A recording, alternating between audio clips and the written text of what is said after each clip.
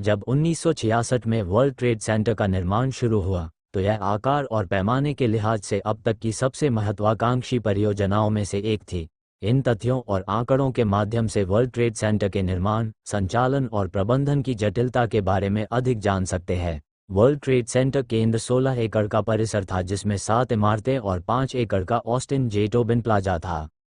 World trade centre में लगभग 10 million वर्ग फीट का किराए योग्य कार्यालय स्थान था। यह आकार लगभग 3 डिज्नीलैंड पार्कों के बराबर था। 2001 में वर्ल्ड ट्रेड सेंटर में 28 विभिन्न देशों के 430 से अधिक व्यवसाय स्थित थे। वर्ल्ड ट्रेड सेंटर का अपना जिप कोड था 10,048।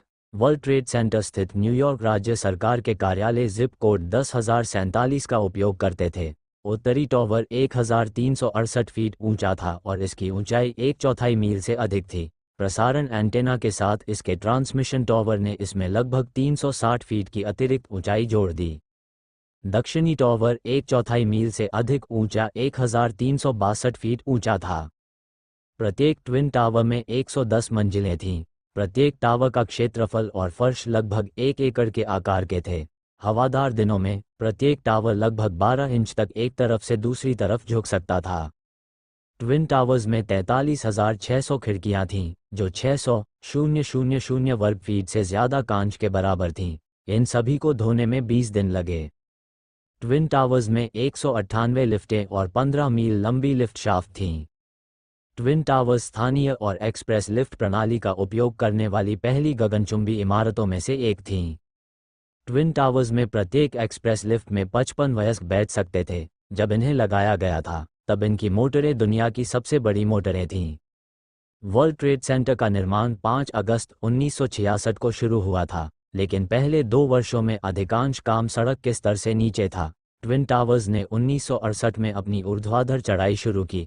उत्तरी टावर पहले दिसंबर 1970 में पूरा हुआ। उसके बाद जुलाई 1971 में दक्षिणी टावर का निर्माण पूरा हुआ।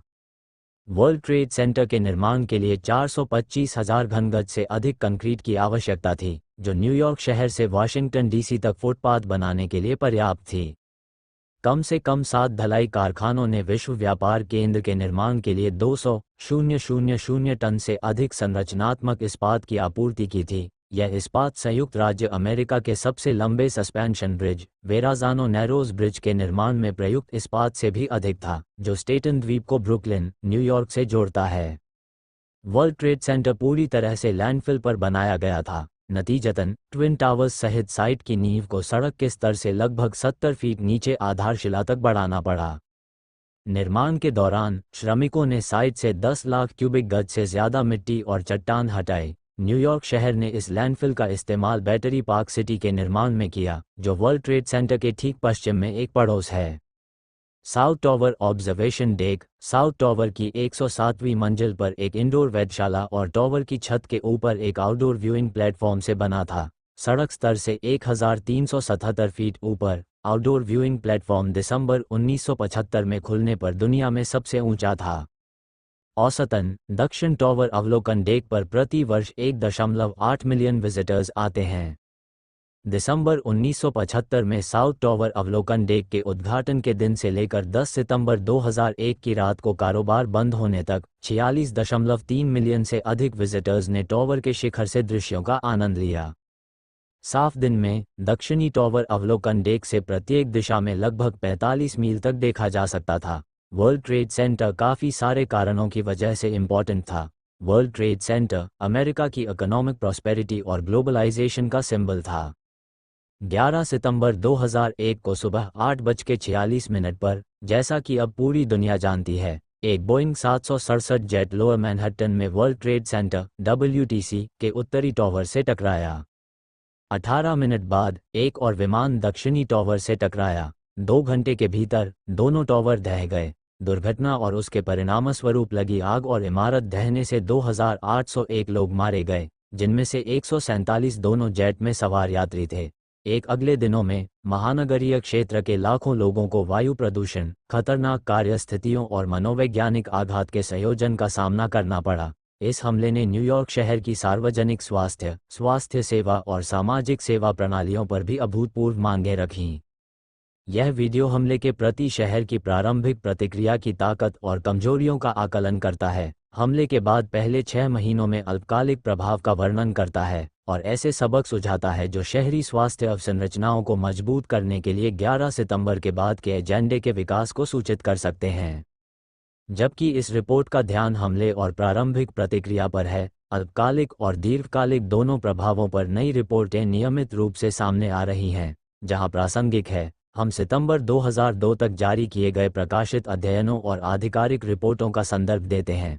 ये रिपोर्ट सार्वजनिक दस्तावेजों के साथ साथ मार्च 2002 के सम्मेलन 11 सितंबर के सार्वजनिक स्वास्थ्य पहलू में प्रस्तुतियों पर आधारित है।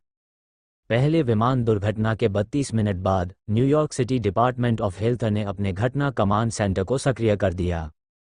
पहले अराजक घंटों में वर्ल्ड ट्रेड सेंटर में स्थित शहर के आपातकालीन प्रबंधन कार्यालय को खाली करा लिया गया। कई टेलीफोन और कंप्यूटर लाइनें काम करना बंद कर दिया। पुलिस ने लोअर मैनहट्टन को बंद कर दिया, जिससे वहां स्थित डिपार्टमेंट ऑफ हेल्थ के 20% कार्यबल को जुटाना मुश्किल हो गया और आपातकालीन चिकित्सा कर्मचारी और नागरिक अप्रत्याशित रूप से घायल लोगों को डिपार्टमेंट ऑफ हेल्थ की लॉबी में ले आए, जिससे एक संकट चिकित्सा दल की तैनाती की आवश्यकता हुई। सौभाग्य से डिपार्टमेंट ऑफ हेल्थ के पास एक आपातकालीन प्रतिक्रिया बुनियादी ढांचा मौजूद था, जिसे स्थापित सार्वजनिक स्वास्थ्य सिद्धांतों के अनुसार विकसित किया गया था और जिसमें कई प्रमुख तत्व शामिल थे। उदाहरण के लिए, एक घटना कमांड सिस्टम, प्रयोगशाला, निगरानी, महामारी विज्ञान, चिकित्सा और पर्यावरण प्रतिक्रिया क्षमता, और संचार तंत्र और प्रशिक्षण अभ्यास। शुरू से ही इन योजनाओं और पहले से अभ्यास किए गए अभ्यासों ने काम को व्यवस्थित करने और प्राथमिकताएं निर्धारित करने में मदद की। पहले दिन की दोपहर तक डिपार्टमेंट ऑफ हेल्थ ने अमेरिकन रेड क्रॉस के साथ मिलकर 10 आपातकालीन आश्रयों में स्टाफ तैनात कर दिया था। अन्य सुविधाओं से चिकित्सा आपूर्ति को लोअर मैनहट्टन तक पहुंचाया था और दफन करने की अनुमति देने वाले कार्यालय को एक सुरक्षित स्थान पर ले जाया था। दूसरे दिन तक डिपार्टमेंट ऑफ हेल्थ ने अपने केंद्रीय कार्यालय के कर्मचारियों को स्थानांतरित कर दिया था। हमले के बाद के दिनों में डिपार्टमेंट ऑफ हेल्थ ने निगरानी, नियमित कार्यों के रखरखाव और संचार पर ध्यान केंद्रित किया। इसने 4 निगरानी प्रणालियां स्थापित की: हमले से संबंधित चोटों का त्वरित मूल्यांकन, अस्पताल की ज़रूरतों का आकलन, बचाव और रिकवरी कर्मचारियों के बीच चोटों की रिपोर्टिंग प्रणाली, और जैविक या अन्य एजेंटों से जुड़े लक्षणों की निगरानी के लिए एक सिंड्रोमिक निगरानी प्रणाली, जिसे अस्पताल के आपातकालीन कक्षों में नियुक्त रोग नियंत्रण और रोकथाम केंद्र (CDC) महामारी खुफिया अधिकारियों द्वारा संचालित किया जाता है। अंततः 30 स्थानीय अस्पतालों में एक इलेक्ट्रॉनिक रिपोर्टिंग प्रणाली स्थापित की गई। नियमित डिपार्टमेंट ऑफ हेल्थ कार्यों को बनाए रखना भी समान प्राथमिकता थी। उदाहरण के लिए, डिपार्टमेंट ऑफ हेल्थ कर्मचारियों ने ग्राउंड जीरो WTC साइट पर आपातकालीन कर्मचारियों को दिए जाने वाले भोजन और पीने के पानी की निगरानी की ताकि यह सुनिश्चित हो सके कि यह सुरक्षित है। शहर के थोक मछली बाजार की स्थितियों की जांच की, जिसे आपदा के कारण स्थानांतरित कर दिया गया था, और कृंतकों के प्रकोप को रोकने के लिए परित्यक्त रेस्तरां में भोजन को साफ किया। संचार तीसरी प्राथमिकता थी। स्वास्थ्य विभाग ने अलर्ट और निगरानी के परिणामों के साथ क्षेत्रीय अस्पतालों को फैक्स प्रसारित किए, वायु गुणवत्ता पर प्रेस कॉन्फ्रेंस आयोजित की और इमारतों की सफाई और पुनः अधिभोग के लिए सिफारिशों पर सूचना पैकेट तैयार किए। WTC हमलों को निचले मैनहट्टन के लिए एक अभूतपूर्व पर्यावरणीय हमला बताया गया है। उन्होंने विभिन्न आबादी को 3 चरणों में प्रदूषकों के संपर्क में लाया: शुरुआती आग और इमारत के ढहने से बने धुएं से कम 3 महीने तक चलने वाली जारी आग से, और ग्राउंड जीरो और आसपास की जगहों पर मलबे की सफाई और परिवहन के दौरान कणों के पुनः निलंबन से। अनुमानतः 1.2 मिलियन टन निर्माण सामग्री, जो 15 मिलियन से 20 मिलियन वर्ग फीट कार्यालय स्थान का प्रतिनिधित्व करती है, नष्ट हो गई या गंभीर रूप से क्षतिग्रस्त हो गई। जबकि निर्माण सामग्री आमतौर पर तुरंत खतरनाक नहीं होती है। 180,000 गैलन ईंधन से प्रेरित तीव्र गर्मी और आग उनके तेजी से वाष्पीकरण और दहन उपोत्पादों की रिहाई का कारण बनी। हालांकि WTC साइट पर सटीक सामग्री अज्ञात है, इसके निर्माण में 2000 टन तक एस्बेस्टस का इस्तेमाल किया गया था। फाइबरग्लास का इस्तेमाल इंसुलेशन के लिए और फ्रीऑन का इस्तेमाल एयर कंडीशनिंग सिस्टम में किया गया था। वर्ल्ड ट्रेड सेंटर में कई बड़े ईंधन टैंक भी थे। कार्यालय उपकरण और जुड़नार में अन्य विषैले पदार्थ मौजूद थे, जिनमें सीसा, पारा और पॉलीविनाइल क्लोराइड शामिल हैं।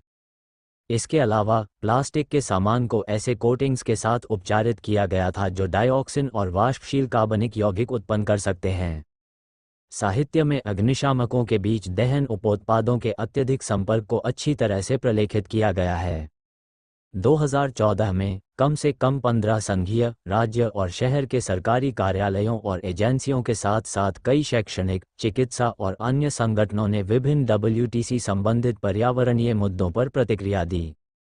उपलब्ध साक्ष्य बताते हैं कि सबसे ज्यादा जोखिम में आए लोग रिकवरी वर्कर थे, जिनमें आपातकालीन प्रतिक्रियाकर्ता और ग्राउंड जीरो पर निर्माण कार्य करने वाले लोग शामिल थे। रासायनिक जोखिम के अलावा उन्हें अस्थिर भौतिक वातावरण में काम करने से महत्वपूर्ण सुरक्षा जोखिम का सामना करना पड़ा। साथ ही सहकर्मियों को खोने और मानव अवशेषों को देखने और संभालने से मनोवैज्ञानिक आघात भी हुआ। सौभाग्य से रिकवरी प्रयास के पहले 6 महीनों के दौरान एक भी मौत नहीं हुई और चोट की दरें राष्ट्रीय औसत से कम थीं।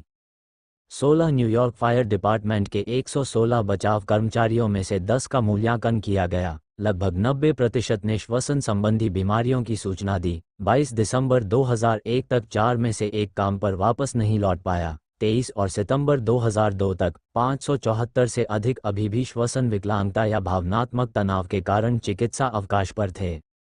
कई निर्माण कर्मचारी तीव्र ऊपरी वायुमार्ग सूजन से भी प्रभावित थे, विशेष रूप से वे जो पहले से अस्थमा से पीड़ित थे, और कुछ को गंभीर चोटें आईं। जोखिम समाप्त होने के बाद भी कम से कम 5 महीने तक लक्षण बने रहे। हालांकि रिकवरी तो धीरे धीरे हो ही जाती है, पर इस हमले ने अमेरिका की खुशहाली को बहुत बड़ा नुकसान पहुंचाया था। पूरी वीडियो देखने के लिए धन्यवाद।